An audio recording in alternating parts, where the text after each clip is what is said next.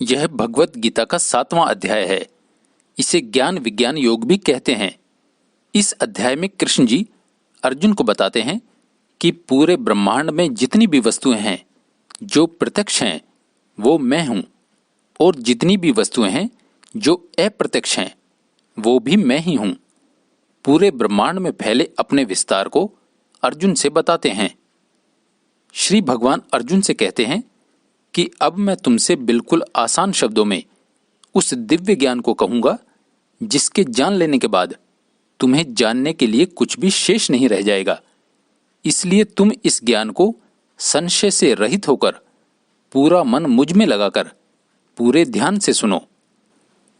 इस पूरे संसार में कई हजारों मनुष्य होते हैं जो मुझे जानने का प्रयत्न करते हैं, लेकिन उन हजारों लाखों लोगों में से कोई एक बिरला ही होता है जो वास्तव में मुझे जान पाता है।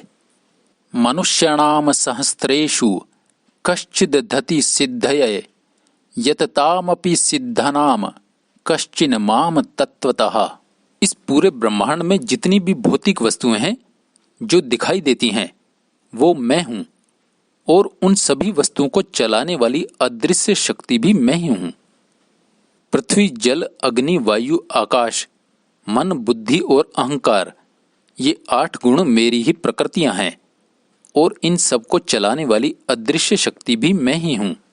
अहम कृत्स्नस्य जगतः प्रभवः प्रलयस्तथा। इन सब की उत्पत्ति का कारण मैं हूं, और मैं ही इन सब का विनाश करता हूं। मैं ही वो धागा हूं जिसमें पूरा ब्रह्मांड मोतियों की भांति पिरोया हुआ है। हे कुंती पुत्र, जल में स्वाद मैं हूं, सूर्य और चंद्रमा में प्रकाश मैं हूं। मैं ही ओमकार हूं, आकाश में गर्जन हूं, मनुष्य में पौरुष हूं, पृथ्वी में आद्य सुगंध मैं ही हूं, तपस्वियों का तप मैं हूं, और मैं ही समस्त जीवों में जीवन हूं। मैं ही समस्त जीवों का आदि बीज हूं। हे अर्जुन, मैं ही वो पवित्र काम हूं जो धर्म के विरुद्ध नहीं जाता। बीजम माम सर्वभूतानाम विद्धि पार्थ सनातनम बुद्धिर्बुद्धि मतामस्मि तेजस तेजस्वी नाम हम। हे अर्जुन, तुम यह जान लो कि प्रकृति के तीनों गुण सतोगुण, रजोगुण और तमोगुण मेरी ही शक्ति से प्रकट हुए हैं।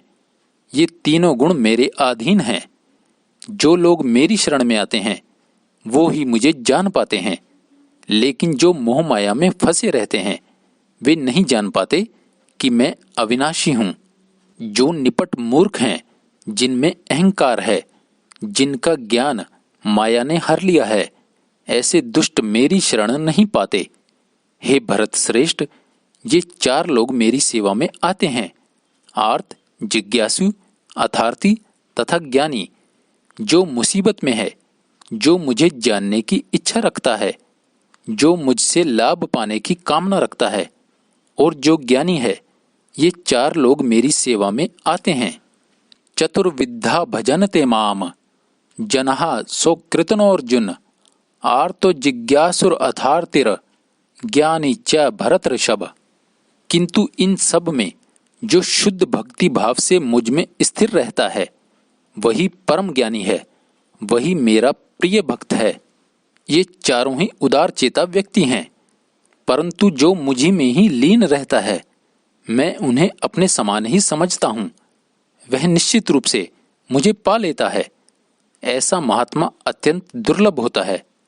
जिनकी बुद्धि भौतिक इच्छाओं द्वारा हर ली गई है, वे लोग अपनी इच्छा पूर्ति के लिए अलग अलग देवताओं की पूजा करते हैं। मैं प्रत्येक जीव के हृदय में परमात्मा स्वरूप में स्थित हूँ। जब मनुष्य किसी देवता विशेष की पूजा करता है तो मैं उसकी श्रद्धा को स्थिर करता हूँ, जिससे मनुष्य उस देवता विशेष की पूजा कर सके और मनचाहा फल पा सके। किंतु वास्तव में वह फल मेरे द्वारा ही प्रदान किया जाता है। देवताओं की पूजा करने वाले लोग देवलोक को जाते हैं, परंतु जो मुझे ही अपना सर्वोच्च लक्ष्य मानते हैं, मेरी ही उपासना करते हैं, ऐसे भक्त मेरी शरण में आते हैं और अंततः मेरे परम धाम को प्राप्त करते हैं। हे अर्जुन, भूतकाल में जो घटित हो चुका है मैं उन सबको जानता हूँ, जो वर्तमान में चल रहा है और जो भविष्य में होगा मैं उन सबको जानता हूँ। जो पुण्यात्माएं हैं वे मोहमाया के बंधनों से मुक्त होकर मेरी शरण में आती हैं, किंतु जो अज्ञानी हैं, जो मोहमाया में फंसे रहते हैं, वे लोग इस पृथ्वी पर जीवन तो पूरा कर लेते हैं, परंतु फिर भी वे मुझे जान नहीं पाते। लेकिन जो जन्म और मृत्यु के बंधनों से मुक्ति पाने के लिए मुझ में ही यत्नशील है, जिनके लिए समस्त यज्ञों का चरम लक्ष्य मैं ही हूँ, ऐसे भक्त इसी जीवन में तथा जीवन के अंतिम समय तक भी मुझे जान और समझ सकते हैं। भगवत गीता का 7वां अध्याय यहाँ पूरा होता है। यह भगवत गीता का 8वां अध्याय है। इसे अक्षर ब्रह्म योग भी कहते हैं। इसमें अर्जुन कृष्ण जी से 7 प्रश्न पूछता है। सबसे अहम प्रश्न जो अर्जुन पूछता है कि मृत्यु के समय मनुष्य किस प्रकार से अपने चित्त को स्थिर करे कि वह मोक्ष पाले। अर्जुन भगवान श्री कृष्ण से पूछता है कि ब्रह्म क्या है, अध्यात्म क्या है, कर्म क्या है, अधिभूत क्या है, अधिदेव क्या है। आगे अर्जुन पूछता है कि हे मधुसूदन, अधियज्ञ क्या है, वह शरीर में कैसे रहता है और मृत्यु के समय व्यक्ति किस प्रकार से अपने चित्त को आप में स्थिर करे कि वह आपको पाले। भगवान श्री कृष्ण इन 7 प्रश्नों का उत्तर देते हैं और कहते हैं कि जो कभी नष्ट नहीं होता, अविनाशी है, उसे ब्रह्म कहते हैं। यह ना तो कभी घटता है और ना ही कभी बढ़ता, सदैव स्थिर रहता है। अगला प्रश्न, अध्यात्म क्या है? किसी भी व्यक्ति द्वारा अपने आप को जानने का प्रयत्न करना अध्यात्म कहलाता है। तीसरा प्रश्न, कर्म क्या है? अपने कर्तव्य को करना कर्म कहलाता है। चौथा प्रश्न, अधिभूत क्या है? जितने भी जीव जन्म लेते हैं और मर जाते हैं वे अधिभूत हैं। अगला प्रश्न, अधिदेव क्या है? सभी जीवों में स्थित प्राण तत्व अधिदेव है।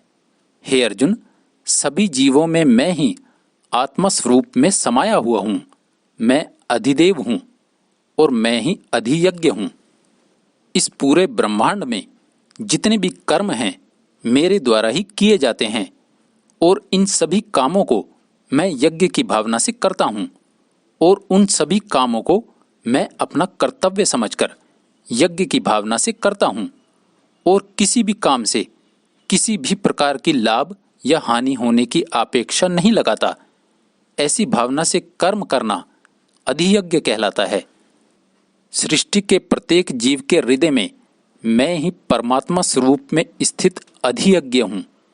और सबसे आखिरी प्रश्न का उत्तर भगवान जी देते हैं कि जीवन के अंतिम समय में जो केवल मेरा स्मरण करते हुए अपना शरीर त्याग करता है वह तुरंत ही मुझ में मिल जाता है और मेरे स्वभाव को प्राप्त करता है और इसमें रंच मात्र भी संदेह नहीं। अंतकाले च मामेव स्मरण मुक्त व कलेवरम यह प्रयाति स मद्भावम याति नास्त्यत्र संशयः। हे कुंती पुत्र, व्यक्ति मृत्यु के समय जैसा भाव रखता है वह निश्चित रूप से उसी भाव को प्राप्त करता है। अब क्योंकि व्यक्ति की अंतिम भावना बिल्कुल वैसी ही होती है जैसी वो जीवन भर रखता है, इसलिए हे अर्जुन, तू सदैव सिर्फ मेरा ही चिंतन कर और साथ ही युद्ध भी कर। युद्ध से तात्पर्य है कि मेरी भक्ति के साथ साथ अपना कर्म भी करता रहे।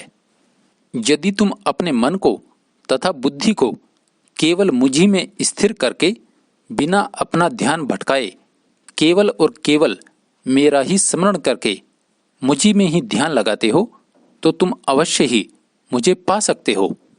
और जो व्यक्ति ओम शब्द का उच्चारण करते हुए योग शक्ति द्वारा ध्यान लगाता है वह निश्चित रूप से परम गति को प्राप्त करता है। ऐसा योगी उस परम सिद्धि को प्राप्त करके दोबारा इस नश्वर जगत के दुखों में लौटकर वापस नहीं आता। यह संसार दुखों का घर है। यहाँ जन्म और मृत्यु का चक्कर सदा लगा ही रहता है। किंतु जो भक्त मेरे परम धाम को आता है वह सर्वोच्च सुख और शांति को प्राप्त करता है और दोबारा लौटकर वापस नहीं आना चाहता। इसलिए हे अर्जुन, इस जन्म को व्यर्थ मत जाने दो, इसे सार्थक बनाओ, अपना कर्म भी पूरा करो और मोक्ष को भी पाओ, क्योंकि मानव योनि का परम लक्ष्य है मोक्ष पाना। हे अर्जुन, अब तुम जीवन और मृत्यु के उस रहस्य को समझो जिसे जानकर व्यक्ति मृत्यु के समय सीधा मोक्ष को पा सकता है और मेरे परम धाम को आ सकता है। मामुपेत्य पुनर्जन्म दुःखलाम्यम शाश्वतम नाप्नुवन्ति महात्मानामः संसिद्धिम परमाम गताः।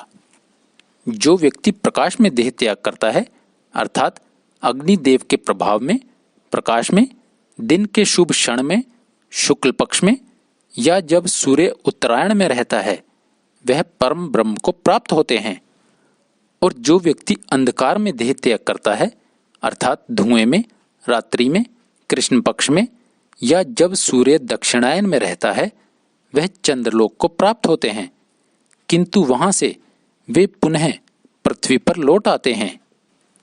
इस प्रकार वह जन्म और मृत्यु के चक्र में फिर से लौट आता है।